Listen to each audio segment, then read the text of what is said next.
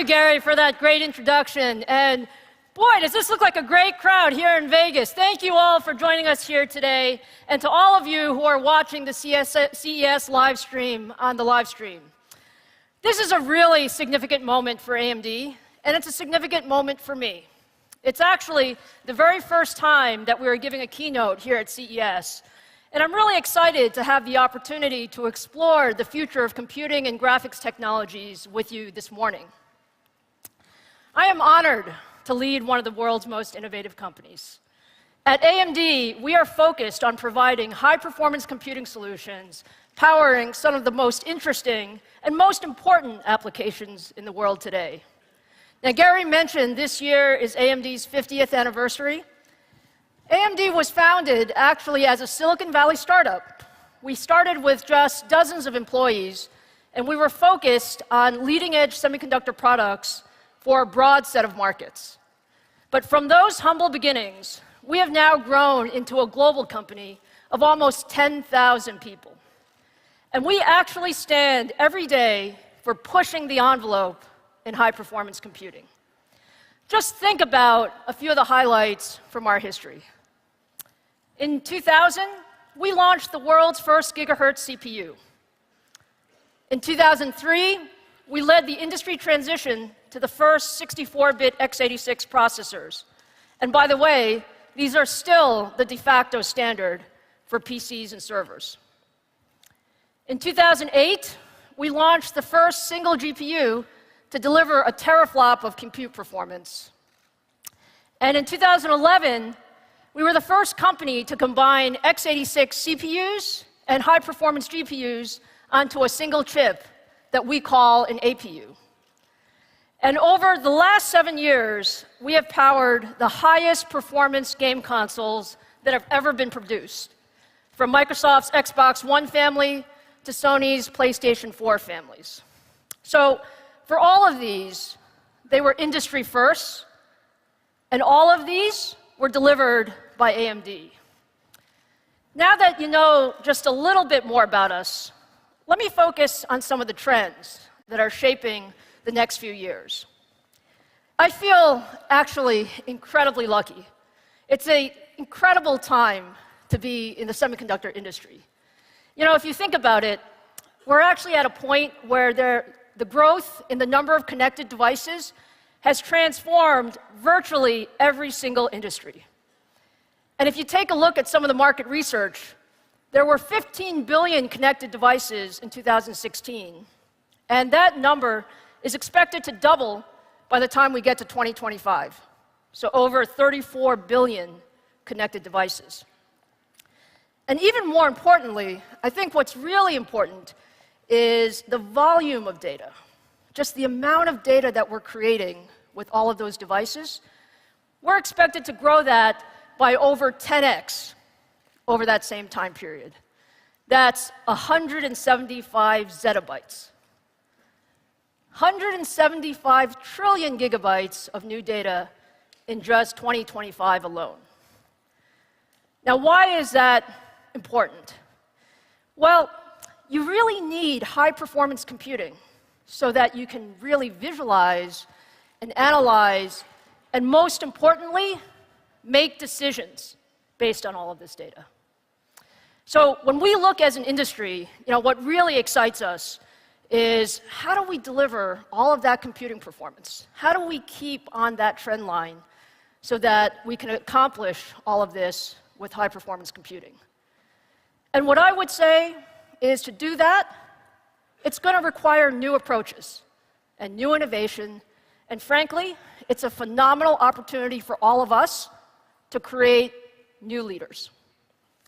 So, when you take a look at what's governed our industry, we keep talking about Moore's Law. Moore's Law is something that has been around for a long time, and it's really governed the pace of innovation in the semiconductor industry. So performance doubled every 2 years, and we got more transistors per unit area. And that was really good. But frankly, life got a little bit more difficult. So over the last 10 years, that trend has gotten a lot slower. And what that means is that the time between the introduction of new manufacturing technologies has actually increased as scaling has become much, much more difficult.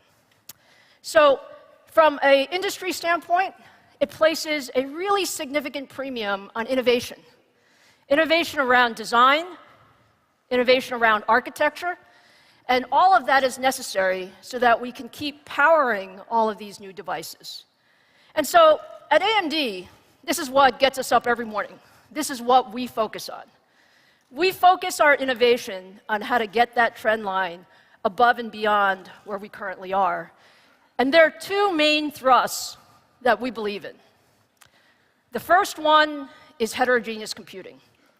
And what that is, we have so many applications in today's world, whether you're talking about the cloud or you're talking about at the edge, and you need to use the right computing for the right application to achieve the best possible performance.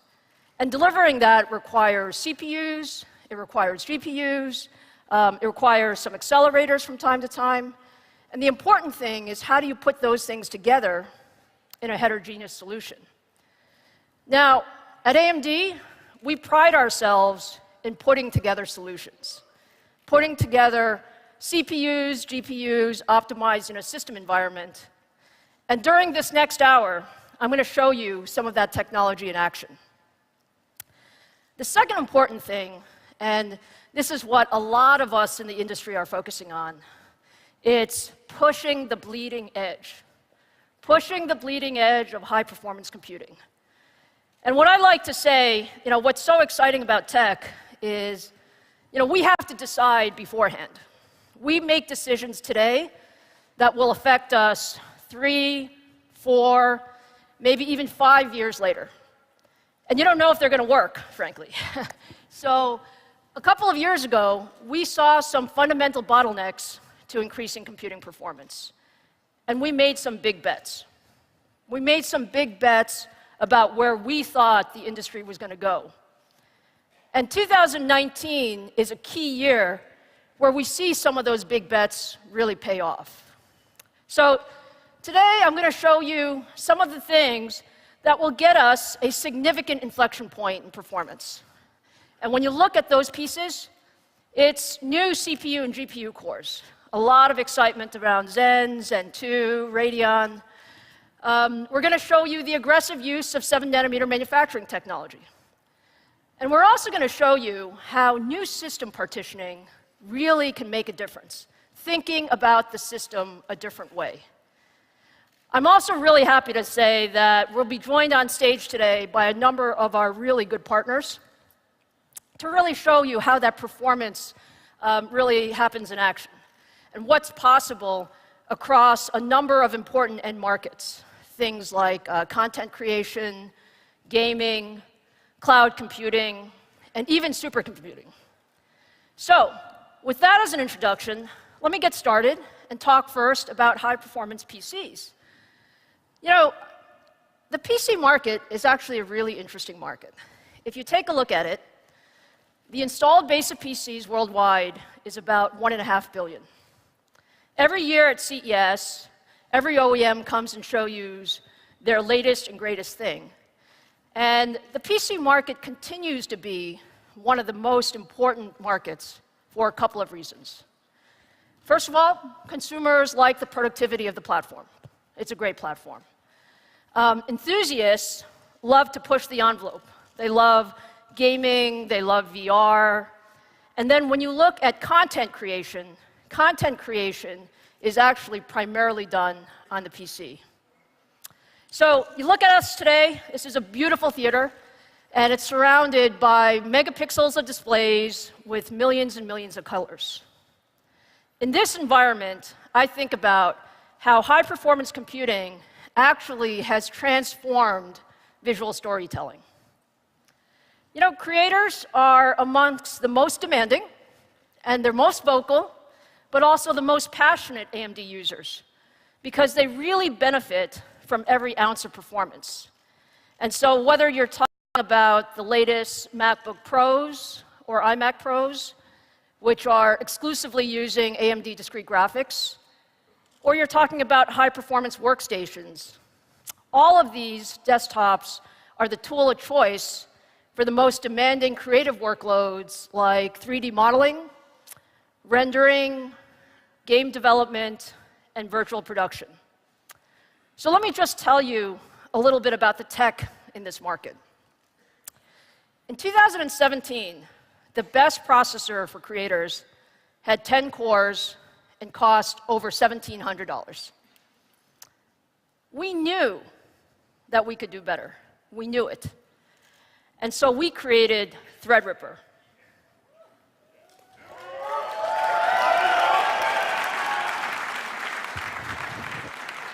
I can see Threadripper has just a few fans in the audience.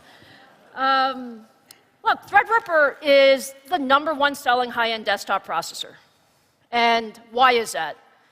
Because for that same $1,700, you now get 32 cores and 64 threads and leadership I/O and leadership memory bandwidth. And that's nearly 3x more performance and 3x more capability delivered to the creators in just a few years.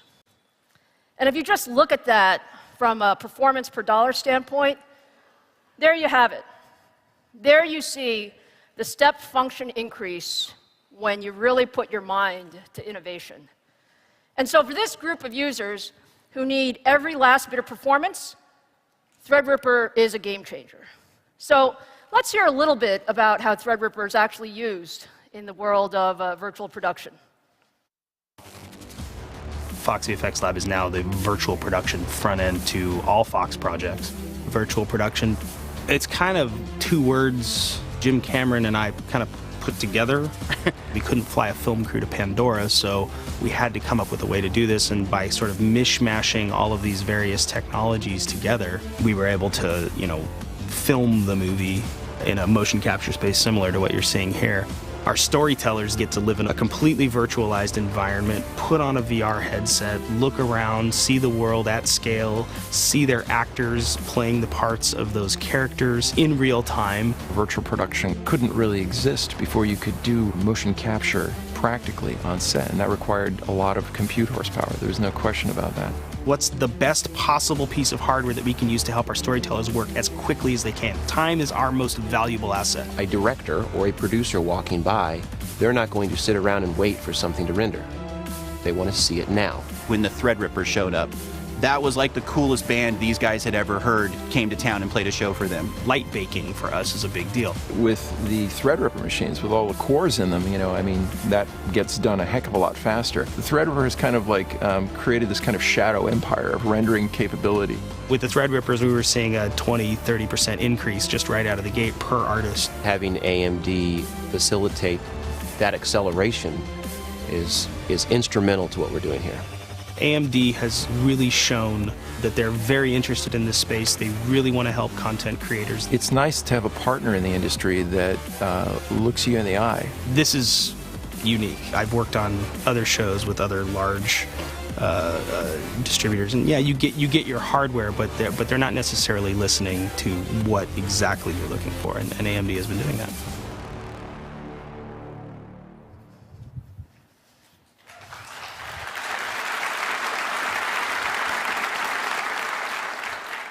It's really, really great to see how the creators at Fox VFX have really taken advantage of Threadripper and everything that it offers to redefine the creative process.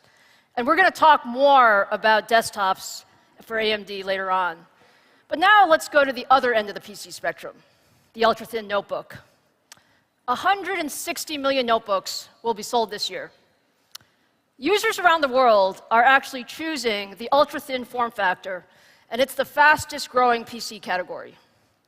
And our vision for ultra-thins is actually pretty simple. We want to bring desktop-level performance to a thin and light notebook with all-day battery life. And we really showed this at last year's CES with the introduction of the AMD Ryzen mobile processor with Radeon Vega graphics in the first generation. At the time when we launched it, it was the world's fastest processor for ultra-thins. Now, this week at CES, earlier this week, we actually introduced our second generation Ryzen mobile processor. And thanks to using 12 nanometer manufacturing, our Zen Plus core, and a lot of new features like longer battery life and better performance than any mobile processor that we've ever shipped, Ryzen 2nd generation is still the fastest processor for ultra-thin notebooks. And when you take a look at some of these numbers, when you're running everyday tasks like loading web pages, up to 14% faster. Editing media, up to 27% faster. And more than that, there are many, many new features. When you look at Windows Modern PC Initiative, for example, very, very cool stuff. Voice Wake. You can check the weather or look up a recipe. Modern Standby. Your PC is always connected and up to date like your smartphone. And of course, streaming 4K HDR. So you can watch your favorite movies and your favorite shows in the highest quality. And one of the most important things is battery life. We want to be able to use this all day. And so in 2nd gen, we offer up to 12 hours of general productivity and 10 hours of video playback. But what truly sets us apart is our graphics performance. We love graphics, and building processors with integrated graphics is one of our specialties. And so 2nd gen Ryzen actually offers up to 10 Radeon Vega graphics cores and enables real gaming in an ultra-thin form factor. And we're proud to be able to deliver discrete-level graphics performance in a single chip for ultra-thins. But great graphics requires more than just high-performance hardware. One of the things I love about this community is I hear from you guys all the time, whether it's Twitter or Reddit or all that stuff. And gamers know that software is just as important. And we're passionate about ensuring that gamers have the latest and greatest drivers. So starting next month, we will make our most advanced discrete-level graphics drivers available with Ryzen Mobile. And those users can get that direct from AMD.com.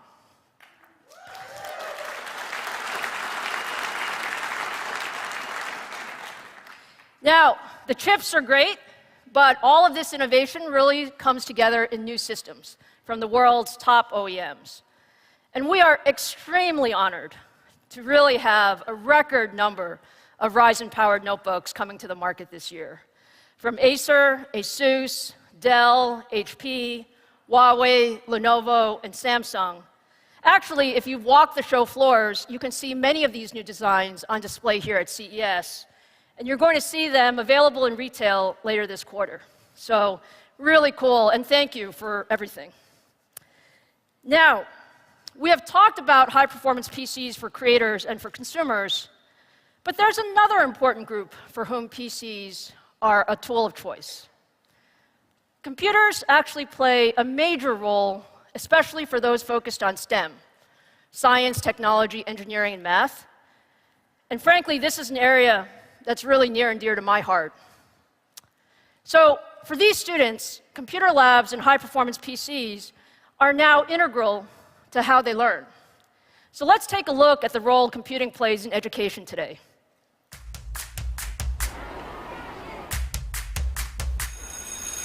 So we were founded in 1938 as a school for highly achieving students. We've always had a focus on STEM, on science, technology, engineering, and math. We have courses in C++, game development, app development, quantum computing, and supercomputing. We have kids who specialize in machine learning, who do artificial intelligence. There is a very high likelihood that they will rise up to be leaders in trying to solve the problems. And to be these future leaders, future engineers, to be innovators, they really have to be lifelong learners. I think that one of the biggest changes I've seen is how we use technology to enhance education. We have amazing technology available to us, motion detectors, force meters, things that really in the high school level most people don't have access to. And because of that, the students are able to engage with the material directly and come up with things on their own. The thing I like most about technology is that it lets you create things, it lets you do things, whether that's through research, development, scripts, algorithms, whatever you want. So that motivation goes beyond their studies. It goes beyond the fact that they're motivated to do well or learn a lot. It's that they're motivated to apply their abilities to something bigger than themselves. I've realized that if I could take my passion in engineering and my love for combining multifaceted approaches and solutions to problems, that maybe I could actually make tangible change in developing countries. And I definitely think that it's something that we should be devoting a substantive amount of resources towards in the future, is continuing this cycle of innovation. I don't know what I want to be, I just know that I want to use technology somehow to make a difference. Every single day I'm learning new things about the people around me, and then in turn seeing where we connect and maybe how we can make the world a better place. All right.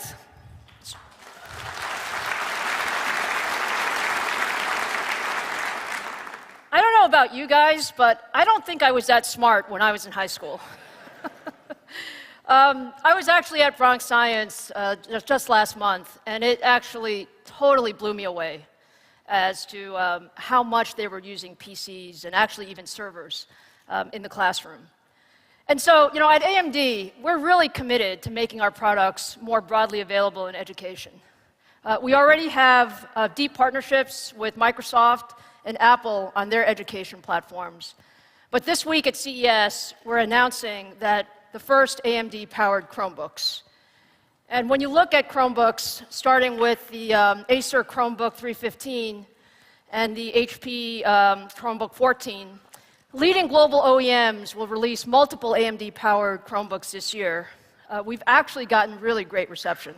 And I think the idea is that we want a broad ecosystem. And so it's our job to bring technology to the broadest possible ecosystem. So thank you very much for the support on Chrome.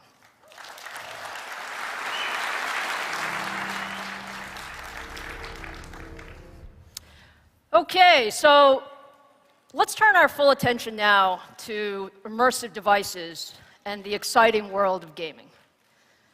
AMD is the only company that delivers high-performance CPUs and GPUs for PCs, consoles, and cloud gaming. And if you take a look today, there are more than 400 million gamers in the world who play on Radeon graphics. Gaming is actually a large part of the recent growth of PCs, and if you look across the gaming market, we're seeing secular growth. So, we expect annually 15% growth through 2021. And why is that? Why is gaming so popular? Gaming actually brings people closer together. It helps connect them with their friends and their family. Gamers also love technology, and they have extremely high expectations. And so they provide us with great feedback on our products. And that's why we love all types of gaming at AMD. So let's start our exploration of gaming with one of the best people in the industry on this subject and a great friend of AMD.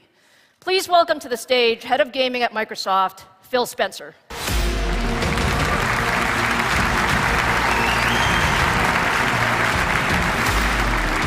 Thanks. How are you, Phil? I'm doing well. Thanks for having me. Phil, thank you so much for being here. It's great to have you at CES. On your first CES keynote, it's awesome to be here on stage. It's truly fantastic. Now, I have to say, guys, Phil is a legend in the gaming industry. Is Phil a legend? He's a humble legend. He's a humble legend. But Phil, tell us a little bit about what's happening in gaming. Yeah, it's great to see the great growth in gaming over the last few years. Gaming has truly become a mainstream form of entertainment. You see games now that are talked about on the morning news. You go to schools. A lot of kids' first introduction to technology is through games. Games like Minecraft, games like Roblox. It's just such a great on-ramp to our youth and for all of us to come together and entertain each other. No, that's no question at all. Now, Phil, our teams have worked really hand in hand on Xbox for multiple years. Can you talk a little bit about our partnership and what we can create together? Well, a moment I love. November 2017, we launched Xbox One X together. Xbox One X was the last console that we've launched together. That console put in the hands of creators the ability to build absolutely the best versions of their games. True 4K entertainment, and you see this with AAA games today. They're playing so well on that platform, and it's just awesome. The collaboration has been key. But even more in depth in the way our teams work together, one of the key features for us was backward compatibility. The fact that today's Xbox One console can play games from the 360 generation and even the original Xbox generation, which required work at the silicon level to make sure. It was a lot of work, Phil. It was. Okay, just saying. But not only does it play those games, it actually plays those games better than the original console. And to think about that, those games were created at a time they had no idea that an Xbox One X would be there, and the games are running fantastic, and that was due to the great partnership that we have. Yeah, no, thank you. Look, we are really, really proud of our work together on Xbox. I think our teams are, so motivated. And, when we look at Microsoft in gaming, I mean, you've been in gaming for a long time, but it seems like recently gaming has become even more important for Microsoft. Is that true? Yeah, the Satya Nadella, Microsoft CEO, and I, we were talking a lot about what gaming could mean for Microsoft. There are about 4 billion connected consumers on the planet today, and about 2 billion of those play video games. Just think about that, half the connected world playing video games. It's the scale of market that Microsoft should be a part of. And I said for a lot of today's youth, their first introduction to compute is through some form of video game that they're playing. Gaming's also going through a digital transformation that both of us are seeing in so many industries. The cloud is playing a more and more important role in for game developers today, and the local devices are enabling people to play all kinds of games across all kinds of devices, which is just a perfect area for Microsoft to be focused, and I get to keep my job, which is something that I love, so that's good. Well, look, we love that vision. We love 2 billion gamers.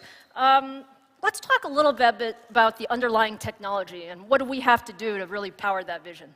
Yeah, when we look forward, say over the next decade, and we say, what are you going to need to invest in to ensure that you're a leading game company? There are 3 components that are critically important as we see them. One, and first and foremost always, is the content. Gamers play games. People want to see great games. They want to play great games. They want to watch people play great games. We've invested at Microsoft in more first-party content, and the industry at large is creating more diverse and more interesting games than we ever have before. Content is critical. As you talked about before, gamers know how to reach us. Gamers are communal. They like to give feedback. They like to talk to each other. They like to play with each other on services like Xbox Live, to watch gameplay on services like Twitch and Mixer. Community is such an important part of what gaming is about and really differentiates it relative to other forms of entertainment in some pretty interesting ways. I'd say the third area that's becoming even more critical as we want to enable gamers to play games on any device is the cloud. Earlier this fall, we showed a video for Project xCloud. We announced our initiative to bring gaming, AAA gaming to any device, and we're using the silicon work that we've done together to ensure that the thousands of games that have already been built for the Xbox platform are enabled on that platform with no work from the developer. And that's really down to the work that our teams have done together to ensure that those cloud blades that we're putting in our Azure data centers today run all of the great Xbox games that people love to play. No, that's fantastic. Look, we love that. As a hardware company, I mean, we really love the idea that you can bring all the content together, across all of these different platforms. And frankly, it's a technical challenge for us, but it's one that makes a lot of sense to go after. So can we talk a little bit about what's next? Yeah, we're, as a company, we look at the opportunity in gaming, and one of the things I wanted to say is when we think about who our partners are, we think about great companies that do great work, but also in the right way. And you are somebody that I've respected a ton in this industry, and I've seen the way you've led AMD. And I think having a partner like AMD that works so collaboratively with us on our future technology, but also at a cultural level, I think fits so well. It's just awesome to have you as a partner. Thank you. Thank you for that. And as we look forward to future platforms that we're building and work that we're doing, the partnerships and the innovations that we've seen in the past that have led to what we've been able to do today, I think are going to be critically important to our future endeavors. So I'm really looking forward to showing those to people more in the future. Fantastic. Well, Phil, thank you so much. We are honored to be your partner. We're honored to be Microsoft's partner. And we have a lot of exciting things going in the future, so we look forward to that as well. Thank you again, Phil. Thank you, Lisa. Have a good show. Thank you.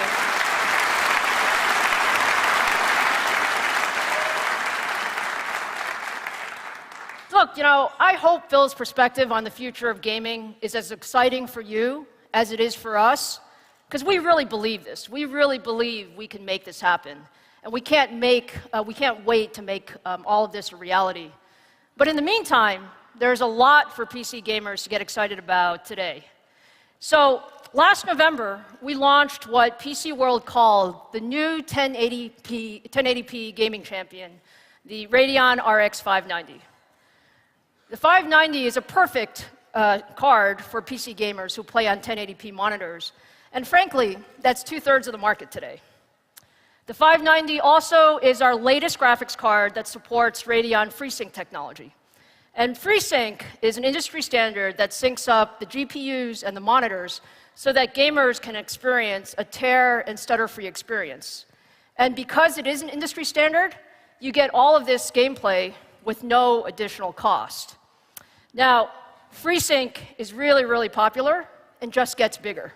It's the world's largest ecosystem for adaptive sync, and we have more than 550 gaming monitors and TVs that now run on FreeSync, and that's growing every single day. It's really an experience that you must see to fully appreciate. Another area that we're very proud of is our Radeon software. This is actually the fastest ramping part of our business in terms of really getting the software needed for all this capability. Over the past 4 years, we have delivered day zero driver support for over 100 AAA games at launch. And just last month, we released the Radeon Software Adrenaline 2019 edition. So you get performance improvements across some of the popular titles, but we've also added quite a few features in Radeon software. Things like one-touch GPU auto-overclocking, in-game instant replay, the ability to stream from to your phones and tablets and even VR headsets. So all of those have come together in a great ecosystem. But as I said, we know exactly what's on gamers' minds. And there is a very passionate group of gamers and creators we've been getting something ready for as well.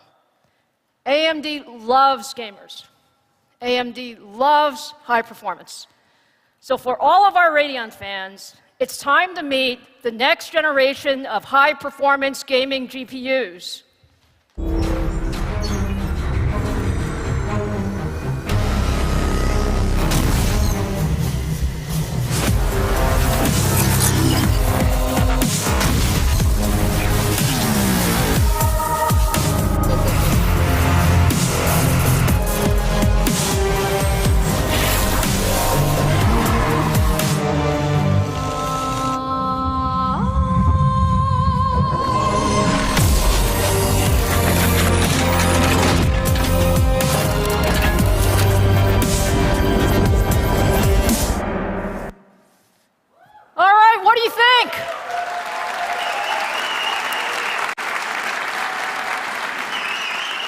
I'm not sure I can hear you.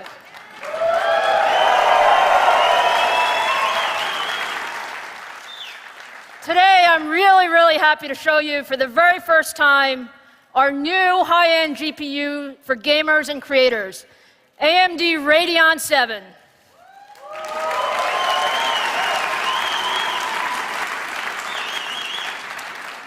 Radeon 7 is the second-generation Vega graphics core. It is the world's first 7-nanometer gaming GPU. And when you look at what it delivers, we really deliver leadership performance in content creation, thank you, and compute workloads. And so when you power enthusiast-level gaming, you need it in all kinds of ways. So where does all that performance come from? Radeon 7 has 60 compute units running at up to 1.8 gigahertz. Radeon 7 uses advanced 7-nanometer process technology. As I said, this is the world's first 7-nanometer gaming GPU. And what we get for that is 25% more performance at the same power. And lastly, Radeon 7 has massive memory. 16 gigabytes of high bandwidth memory with industry-leading terabyte per second of memory bandwidth. So if you think about all of that memory and all of that compute, you can imagine how good this GPU is for content creation. If you take a look at some of the most important benchmarks in creative workloads, we see up to 30% improvement in things like Blender and Adobe Premiere. You can imagine 30% does a lot. We see up to 62% more performance in GPU compute workloads based on OpenCL. And when you think about all of these performance gains, they are really, really good for creators, and we love that. But we know that you guys want to know, how does Radeon 7 perform in gaming? We really built Radeon 7 for gamers, and these are the cream of the crop. The folks that want high frame rates when playing at the highest quality visual settings at max resolutions. And we have some really large improvements from first generation Vega. What you see is across Vulkan, DX12, and some of the popular esports titles, you see significant improvements when running at 4K and max settings. And the thing about Radeon 7 is we also use some of our new Vega features, things like async compute, rapid packed math, shader intrinsics. These are all being used by game developers to create even better and more immersive gaming experiences. But that may be enough of me talking about the card. You may actually want to see Radeon 7 in action. So I think my friend Chris is here. Chris, let's show Radeon 7 running a really, really cool new title. It's the upcoming Devil May Cry 5 running at 4K.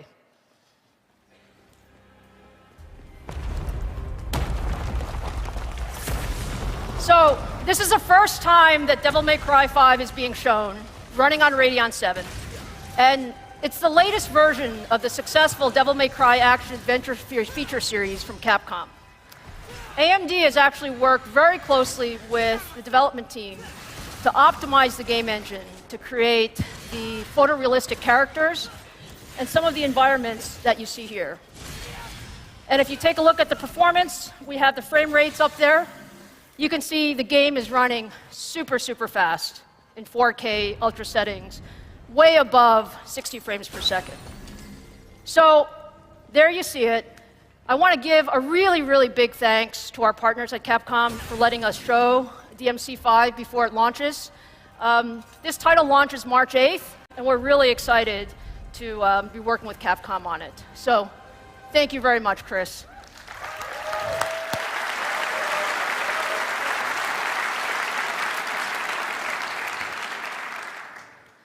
We really believe at the high-end enthusiast market, you need great hardware. And gamers who want to run AAA titles in 4K at max settings will be really happy with Radeon 7 and how it performs compared to the competition.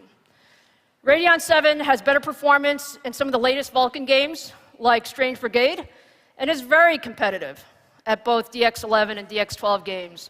And I know for some of the press here in the audience, you guys are waiting to get Radeon 7. You will get them and be able to do some really cool reviews.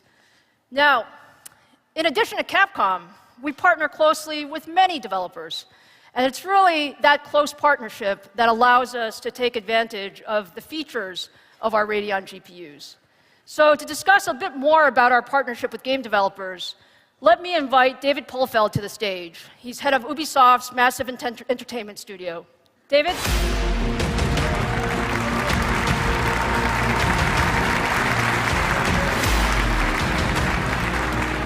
How are you, David? Good, fantastic. What a huge crowd. It's a great crowd, isn't it? It looks fantastic. Thank you, by the way. David joined us all the way from Sweden, so we really appreciate it.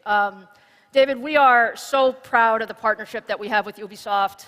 We've done some great, great work together across Far Cry 3 and 5, The Division, Rainbow Six, and a few others.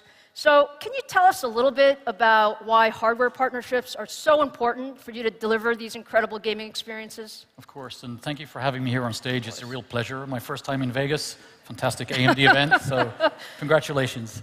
And you know, I'm really excited to be part of announcing the Radeon 7 to gamers everywhere. And as you know, partnering with the best hardware developers in the world is very important to us, and specifically with AMD because you guys have created what most gamers play on. And it's very important for us to ensure that our Thank fans have the best experience. No, it's true. Thank you, I appreciate Thank that. you so much. And our collaboration has enabled us to bring our creative vision to life by helping us develop new worlds, increase frame rates, and support higher fidelity visuals. David, The Division was actually the biggest game launch in Ubisoft history. And today we're working on something even much more ambitious with The Division 2. So how can you make something that was so great, even better? Well, first of all, I have to say it's great to work with people who are as ambitious as we are. That's been a real treat. And we're incredibly proud to partner with AMD to deliver smooth and awe-inspiring visuals in 4K resolution, while letting players experience game-changing performance with The Division 2. So our partnership has allowed us to overcome several technical obstacles that we faced when we set out to create this huge, forward-looking and living world. But through AMD support, the technology features, the collaborative optimizations, we've been able to lower the barriers of entry and take advantage of everything that AMD has to offer. So supporting DX12 with The Division, I think, was just a testament to that collaboration and the beginning. But while we're speaking, let's not forget to take a look at these wonderful shots from the game, because that's really cool. Really, really beautiful. David, thank you. I think this is the first time anyone's seeing this, right? So, rendering on all of those details at max settings and 4K resolution must require some pretty powerful GPUs. Oh, completely, you're right. And that's why we wanted to show everyone here the Division 2 running at 4K settings on the Radeon 7.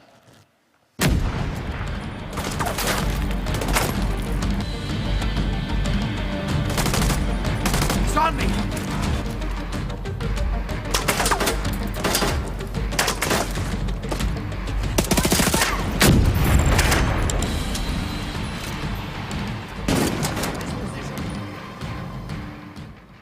Is that beautiful or what? Woo! Thank you. I guess, welcome to Washington, I guess. And I just want to take this opportunity to thank you for building what we need based on our feedback that we've been having very, very tight dialogue when we were working on this. And it's not just with the hardware, it's also with the open source tools, GPU open, and I think it's one of many great examples of AMD listening to all of us. And it clearly shows, I think, in the world we built with the Division 2. That is absolutely, absolutely gorgeous. Now, if you look at the collaboration between our engineers and your Snowdrop engine development team, it is incredibly good. So what can we expect to appear in the Division 2 as a result of all that work? Well, the collaboration will translate into better performance and more realistic graphics for gamers. So at launch, the Division 2 will support the full set of advanced Radeon technology features. Thank you, by the way, that's fantastic. No problem. And DX12 with async compute is especially important for us because we want to open up this experience to players as possible. That's fantastic. Look, we love the fact that you're using our tech. I mean, it's really great. It's why we build it, frankly. Well, we love it too, so we're just having fun. Look, as exciting as it is to work on graphics together, CPUs are also really, really important. Can you tell us a little bit about your experience with Ryzen? I'd be happy to, because the Ryzen is really a beautiful piece of hardware. And the cores and the threads are allowing us to bring better performance and tighter gameplay to so many people. And at the end of the day, games are created on PCs. So it's an incredibly important platform to us.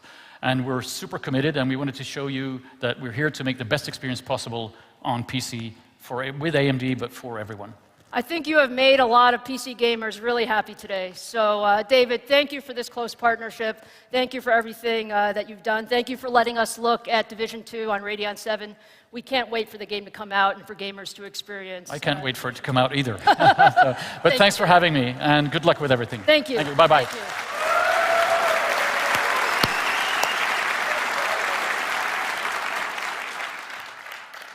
So the Division 2 actually launches on March 15th, but for any of you here at CES who can't wait that long, please stop by Club AMD for your exclusive opportunity to play the game on Radeon 7. And I also have a couple of other things to say. We will be announcing that for a limited time, we will bundle Division 2 with Radeon 7 and select Ryzen 7 and Ryzen 5 second-generation processors. And all of that is really to show you the power of our hardware, this great title.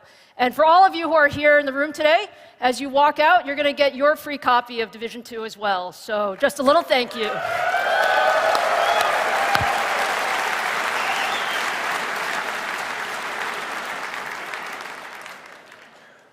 Okay, so look, we talked earlier about how gaming is increasingly social. And esports has become one of the fastest growing spectator sports in recent years. And the popularity is really only increasing. 6.6 billion hours were spent watching esports in 2018. 6.6 billion. That's mind-boggling. And if you look at the number of esports viewers that are expected, we expect that to be almost 600 million by 2021. And from our own experience, I can tell you the top 5 games played on high-end AMD GPUs are all esports titles. One of the leading teams fueling this popularity is Fnatic. And for those of you who maybe aren't familiar with Fnatic or haven't seen an event, let's take a quick look at what it's all about.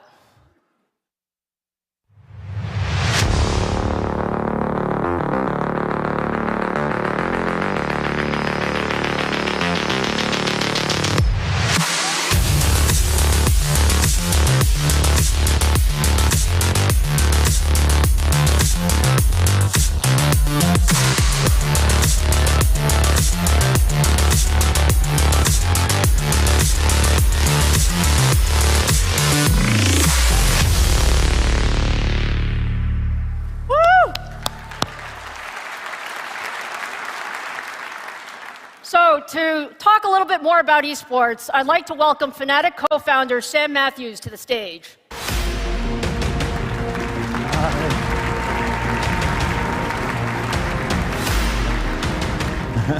Hi, Sam. How are you? I'm great. Thanks for having me. It's fantastic to have you here at CES. Tell us a little bit about what esports is all about. Definitely. You know, it's amazing to be here. I'm so excited to talk about esports, and it really is the new world sport. You know, it's got a significant accessibility, it's completely global in nature, and massively scaling viewership, as you saw there. But what makes it so interesting is really how very engaging it is. It's captivating millions across the world. It's become almost as widespread as many traditional sports, and it's really here to stay. You know, Fnatic was created way back in 2004, and we've been, this year alone, it's 75 international tournaments across 10 different titles. Major games like League of Legends, Dota 2, Fortnite, CSGO, Rainbow Six, and many more. But in 2018, it was our most successful year yet. Fantastic. We placed first at a number of major CSGO tournaments and went all the way in probably the biggest esports tournament of all time, the League of Legends World Championships, which was watched by over 100 million people. Well, that's fantastic, Sam. I mean, we're really proud of our collaboration and what we've done together. So, you know, many folks may be surprised to learn just, you know, how big this is. And, you know, we've now partnered for about 3 years. And, you know, from your perspective, you know, why are high-performance CPUs and GPUs so important? Definitely. I mean, esports teams, they really do require the best hardware to get them to victory. Our partnership with AMD started actually in 2016. We started with our League of Legends team, and the following year it went to all of our teams. But now, all of our players and teams compete exclusively on AMD Ryzen and Radeon RX graphics. Thank you, by the way. Ryzen really allows us to play and stream seamlessly with excellent quality, whilst Radeon is really about the ultra-high frame rates, even at the maximum settings. Technology like FreeSync is enabling that super smooth gameplay at the very highest levels. And you know what? Our teams have done extremely well in the past year, and we couldn't have done that without your support. No, that's really fantastic, Sam. Look, we're really proud of what you guys are doing. You know, one thing, I think most people don't normally think of esports as needing high-end GPUs. So why are high-performance GPUs like Radeon 7 so important for esports? Yeah, definitely. I mean, more so than any other sport, esports is reliant on its hardware. You know, with the right hardware, our players have a noticeable advantage over the competition and really helps to improve their performance. Our players and teams' livelihood can sometimes literally depend on the performance of their PC and their graphics card. That's why all of our players are powered by the best AMD PCs to both qualify and train for major tournaments. A great example of this, our Dota 2 team, currently the top team in Southeast Asia, relies on this performance to qualify for the International, which is the biggest Dota tournament. With $25 million on prize money on the line, you can understand how the performance has a massive financial implication. This is pretty big business you got here. Yeah. The same goes for all the other teams, you know, whether it's Counter-Strike, League of Legends, or Rainbow Six. No, that's fantastic. I mean, look, that's what we built for, frankly. Yep. So, you know, Sam, we have a lot of folks here in the room, and I'm sure a lot on the live stream that are gamers, and they want to play like the pros at home. So can you help us understand what the ideal setup is, for esports teams? Definitely. I mean, players generally, they play on 1080p, and they really want to maximize FPS. That's number one. Monitors should be at least 144 hertz, but most teams are making their way to 240 hertz if they're not there already. And GPUs like Radeon 7 really enable that to run smoothly. Low latency is also critical. Sometimes the difference can be between a winner or a loss. And technologies like FreeSync, again, help players to address this. Streaming is increasingly an important part of what we do. It's really amazing, by the way. So. And the PCs need to be powerful enough because it drives so much engagement and income for our audience. Ryzen and Radeon are ideal for streaming and high quality. And as you can imagine, Fnatic's ability to attract new talent really depends on our reputation, performance, which is directly impacted by the hardware we use. Yep, no, that makes perfect sense. Look, congratulations on everything that you guys have done in 2018. I know you're really excited about 2019. Yep. And we are really pleased to announce today that we're going to upgrade all of your teams to Radeon 7 in 2019. So. Amazing. I'm sure my team is going to be super thrilled. That's fantastic. Thank you so much for having me. Honestly, this year has been an amazing year for us, and we look forward to continue the support of AMD. Fantastic. Thank you so much, Sam. Thanks so much. Thank you.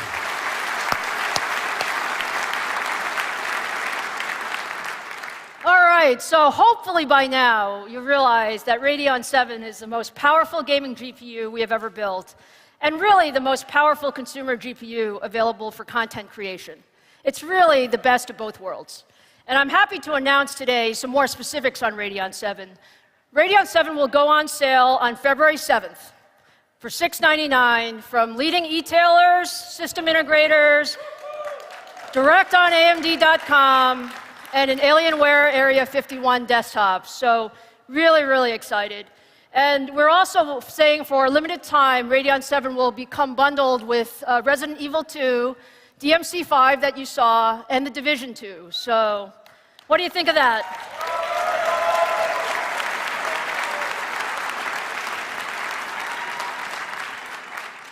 So look, we are super excited about Radeon 7, and I hope you guys are as well. But I'd also like to wrap up our gaming discussion with one more partner story, just to show you the depth of what we do. If you look today, we stream music, we stream applications, and we stream video. So the question is, why not AAA games? This morning, I'm pleased to announce for the first time that AMD has been working closely with one of the leaders in cloud computing. AMD, together with Google, have been working to bring game streaming to life with the Project Stream program launched last October. Google chose to test Project Stream with one of the most demanding games out there, Assassin's Creed Odyssey from Ubisoft. And if you take a look, all you need is a Wi-Fi connection and a Chrome browser to stream the game from Google's AMD-powered cloud servers in high-fidelity 1080p at 60 frames per second. So just take a look at some of the capability.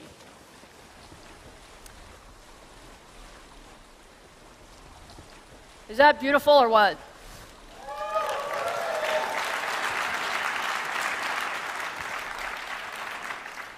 The reception has been really great, and it's really clear to see why. Pushing that many pixels through a small pipe is incredibly difficult. It requires deep engagement across hardware and server providers, as well as game developers. And because even if you have just 1 second of buffering, this thing would be unplayable. We worked very closely with Google to optimize this experience with our cloud-based virtualized GPUs. And it's really so that gamers could get that same experience they have come to expect on their PC delivered in their browser. That's why we are so proud that Google has selected high-performance AMD Radeon Pro GPUs based on our Vega architecture to power Project Stream.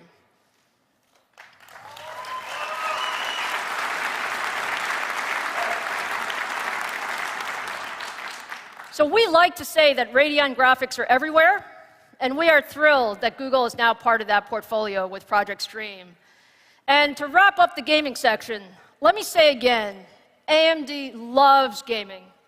and AMD loves gamers. We have one aspiration. We want to be the technology of choice for gamers and developers across the entire ecosystem, PCs, consoles, and cloud. And I'm extremely excited to start the year launching the first 7-nanometer GPU with Radeon 7. But we have a lot more coming this year, so both next-generation CPUs and GPUs, and I look forward to sharing more of that progress as the year progresses. So, with that, now let me turn to the world of high-performance computing. If you take a look, over the coming years, we have an incredible opportunity to solve some of the biggest challenges we face by applying more powerful computing and artificial intelligence to key problems. Things like climate change, things like energy solutions, medical research, and much, much more. In 2017, we took a big step forward to address this market with the introduction of our AMD EPYC server processor.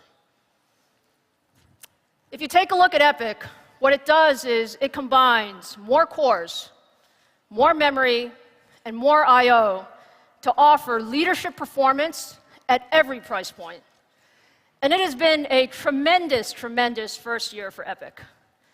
There are more than 50 EPYC platforms that are now shipping from the leading server providers. And AMD is also winning in the biggest cloud environments. Microsoft Azure offers their highest performance big data and HPC instances on EPYC. Amazon offers EPYC on their most powerful cloud instances. And if you use AWS, you can save 10% or more by simply migrating your instance to EPYC. And the process takes about 4 minutes to do. Really, really simple. And then if you take a look at the floating point performance and the memory bandwidth of EPYC, this is really the ideal platform for supercomputing. And that's why EPYC is winning in a lot of places, from space exploration to F1 racing to cutting-edge scientific research. To give you a little bit of an idea of why EPYC is so important, let's hear from the researchers at Oregon State University. We do a very extensive amount of work that ranges from genomics research, where we actually assemble genomes and annotate genomes, all the way to where we're doing deep learning and machine learning and run simulations of different things like modeling species diversity in forests. The Center for Genome Research constantly reevaluates its HPC needs. We have individual departments pushing through between 500,000 to 1 million jobs a year. So the hardware has to be able to embrace that. We know that the hardware has to be able to handle that. The major workload that the EPYC platform is enabling us to do new research is basically just handling simultaneous multiprocessing jobs. It's the thread count that really matters. The bacteria I study have no cure, so detecting them quickly and carefully is really important for preventing disease, as they cause millions of dollars in damage every year in agricultural systems. What we are able to do is to sequence the genomes of hundreds or thousands of these bacteria, investigate their gene content, and compare it to bacteria that don't cause disease. On our previous systems, we had this type of analysis would take 10 days to run, but with the EPYC server, we were able to complete them in 2 days. The evolution of AMD seems to be on task with how research computing moves forward, and we plan to continue our relationship with them because they help us reinvent how we're doing our science. High-performance computing is the most important scientific tool today. So continuing that kind of advancement, what that allows us to do is really look at how molecular processes happen at an accuracy that we've never dreamed of before. The future of science is definitely on the computational side. I'm really excited to see how this moves forward in the future, where we have such tremendous computing power, how we can apply this to problems in agriculture and medicine, and I see this as the future of science and where things are headed. We get excited about answers.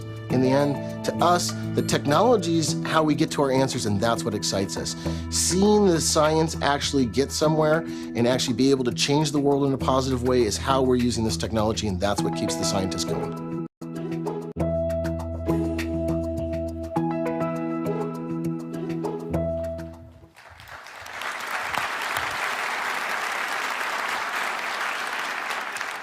So those are pretty significant gains you're seeing in performance from OSU with EPYC. But it's clear they can use much, much more computing. So in 2019, that's exactly what we're going to do with the next generation EPYC processor. Second gen EPYC is powered by our new Zen 2 processor core and built using the world's most advanced 7-nanometer manufacturing technology. And I will go so far as to say that we believe it is the best server processor the world has ever seen.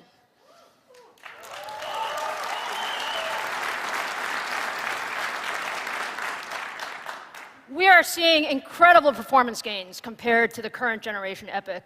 Things like 4 times the floating point performance, double the compute performance per socket, and up to 64 cores and 128 threads per processor.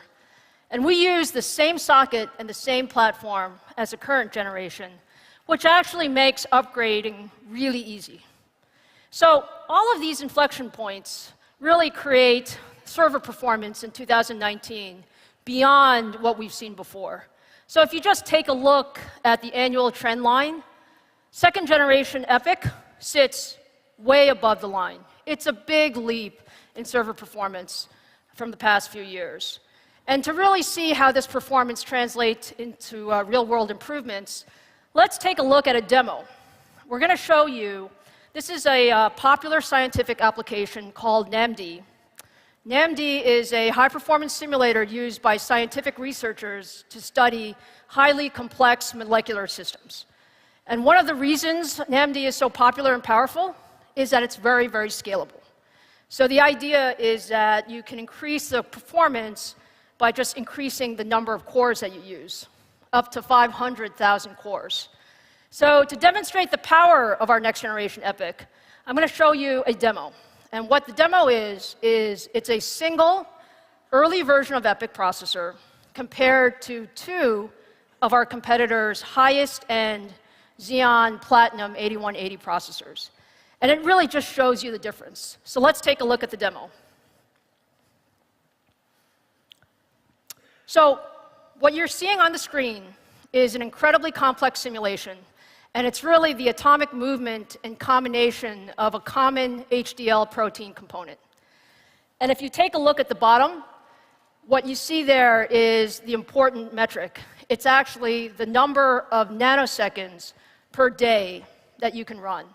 And what you see is that you have a single EPYC processor running against 2 Intel processors, and the EPYC processor is running faster. It's running about 15% faster. And so if you take a look at all of that together, it's what makes EPYC so special. A single EPYC processor against 2 of our competitors' best, and what you see is an increase in performance. And so with that, you can see that scientific researchers can really do a heck of a lot more. And that's what we're trying to do, right? We're trying to advance the power of computing going forward. So I know a lot of people are wondering what actually a dual-socket EPYC will look like, and we're going to talk about that very soon. So I'm very happy to announce today that the second generation AMD EPYC processor is absolutely on track, and we will start shipping in the middle of 2019.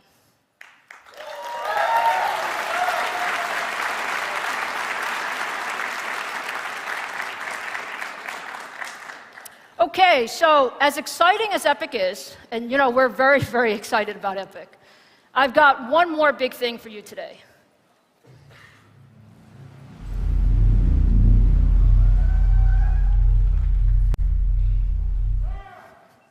Are you guys excited about Ryzen? Yeah!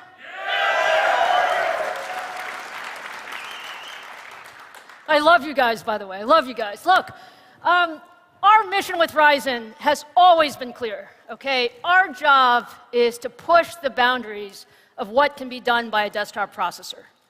The 3rd gen Ryzen processor is the next big thing in that mission. 3rd gen Ryzen is also powered by the Zen 2 core. Also has 7-nanometer technology. And as a desktop processor, it will absolutely set the bar on performance, technology, and power efficiency. And to show you a little bit, I'm going to give you today the first ever public preview. No, it's a preview of what next-gen Ryzen can do. So let's take a look. Let's begin with PC gaming. My friend James, are you ready? Okay, James, let's show the audience what we got here.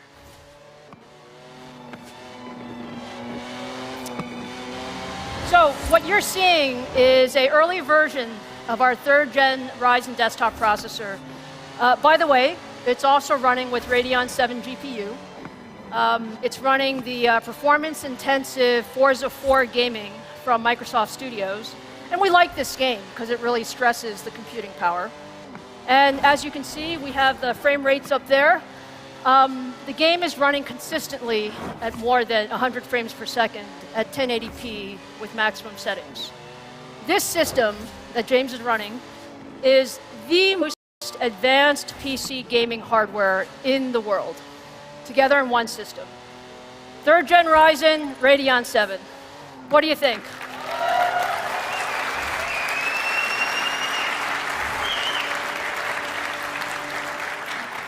Thank you very much, James. Good job. You didn't crash. Thank you. He was worried, by the way. I was worried, too. But look, I know you guys well. I know the enthusiast community. And you're asking yourself, how does Ryzen really perform compared to the competition? So let's take one more look, just one more look. Let me make sure I have my guys. OK, you guys are there. Sit tight. Louis and Amit are from our engineering team, and they've been with Ryzen all along. What we're going to show you today is now 3rd-gen Ryzen with a head-to-head comparison against the top-of-the-line Core i9 9900K running the industry-standard Cinebench benchmark. So note, let me tell you what we're running. We're running 8-core, 16-thread Ryzen, not final frequency, early sample, and we're running stock frequencies of the Intel part. So, Louis and Amit, are you ready? OK, let's start the demo, please.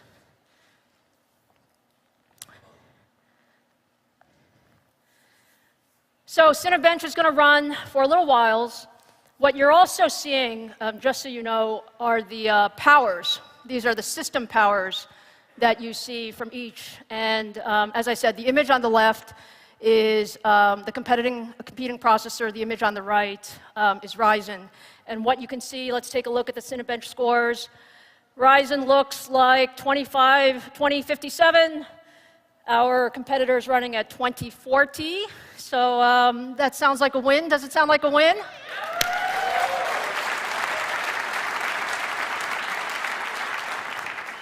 The other thing that's really important is the system power. So you can see that the system power of 3rd-gen Ryzen is running actually about 30% lower than of the competing system. So now you really see the power of 7-nanometer technology and what being aggressive with technology does. So thank you, Louis and Amit. Great job.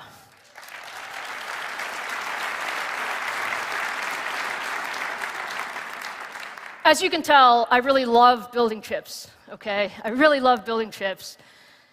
And some of you may actually wonder what 3rd-generation Ryzen actually looks like. So take a look. For the first time, we will show you how Ryzen looks under the hood. And you can see it's different. It's different from what you normally expect. It's using our industry-leading chiplet design. So the smaller die is our 7-nanometer Zen 2 processor die with 8 cores and 16 threads. The larger of the dies is actually our I/O die. This I/O die is specifically designed for the PC market and for desktops, and it feeds the data between the Zen 2 engine and the rest of the system. And so one of the things that's pretty important is to take advantage of some of the faster graphics cards and devices that are coming to market later this year. Next-gen Ryzen will also be the world's first PC platform to support the ultra-fast PCI Express Gen 4 standard. What do you think?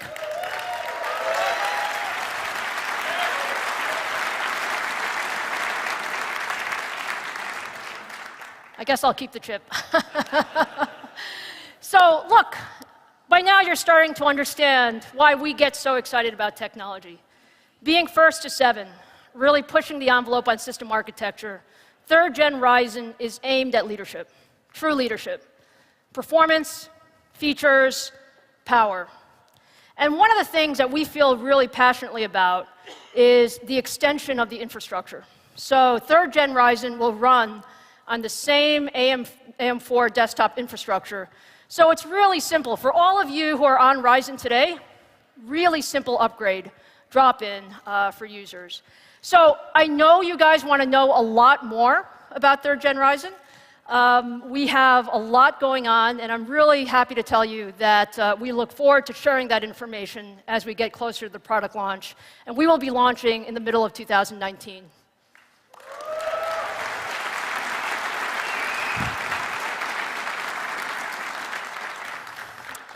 All right, so look, today I've shown you a lot. I've shown you CPUs, I've shown you GPUs, I've shown you what's required to really get a step function in computing performance and really put us on a new trajectory moving forward. And I want to tell you, on behalf of all of the 10,000 AMDers, we are absolutely determined to drive high-performance computing innovation at the bleeding edge. This is our job one. Whether you're talking about heterogeneous system design, or you're talking about future cores and 2s and 3s and 4s and 5, Navi, all of these, we're putting all of these architectures together, and we're putting them together in new ways. But as much technology as we've shown, there really is a lot more to come. So let me just finish up on a little bit more of a personal note. I love semiconductors. I love semiconductors and what we can do for the world. Over my career, I've really been focused on how can we push the limits?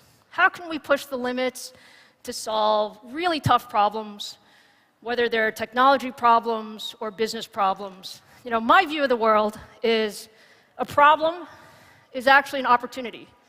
And so although we have some challenges, the opportunities that we face are much greater. And I know what's really important to us is coming together collectively as an industry, working across boundaries. With all the partners that we have, all the partners we have on stage, all the OEMs, we can turn the impossible to the possible. And at AMD, we're on that journey. We're on that journey to build a future where high-performance computing is at the foundation of what enables the smartest and the brightest minds to solve the world's toughest and most interesting challenges.